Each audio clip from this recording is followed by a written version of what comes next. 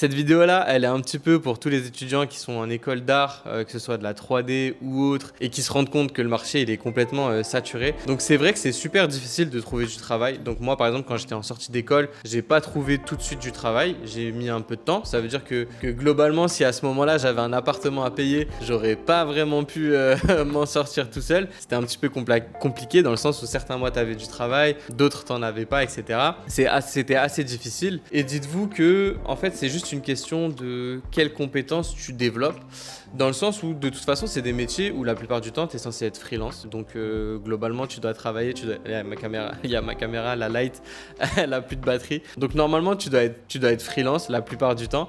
Et en fait au début tu te dis ouais, plus je vais être bon en 3D et plus je vais avoir du travail, sauf que globalement je me suis rendu compte que c'est pas du tout vrai, ça marche pas du tout comme ça. C'est pas l'artiste 3D le plus compétent qui a le plus de travail, ce serait trop beau si c'était comme ça, mais en fait malheureusement si tu veux commencer à avoir du travail, il va falloir que tu te formes dans toutes les autres compétences qu'on va pas t'apprendre à l'école. Donc le marketing, la vente, comment gérer un client, gérer un call, faire tes factures, gérer ton business, tout ça, tu es obligé d'apprendre à le faire, sinon tu vas avoir du mal. Si tu restes un artiste 3D qui est bon que dans l'exécution de la 3D, malheureusement, tu vas être baladé un petit peu de boîte en boîte quand on va avoir besoin de toi.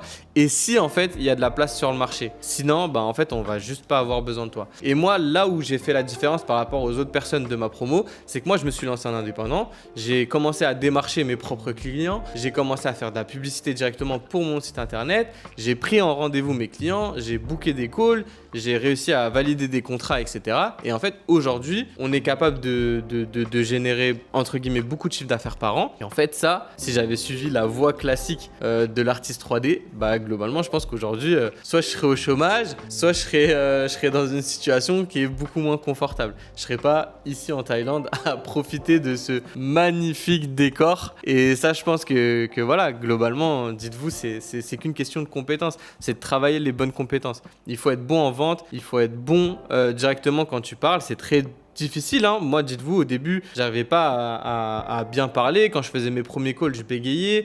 C'est pas forcément évident, surtout que, entre guillemets, on t'apprend pas ça à l'école. Donc, tu es obligé de développer cette compétence tout seul. Mais en fait, une fois que tu as développé cette compétence et que tu sais aller chercher des clients, plus tu travailles, plus tu gagnes de l'argent. Donc, plus tu vas chercher des clients, plus tu en as. Et plus tu fais de projets 3D, et plus tu fais de projets 3D, et plus tu gagnes de l'argent. C'est aussi simple que ça, plutôt que d'être dépendant d'un système sur lequel tu n'as pas le contrôle.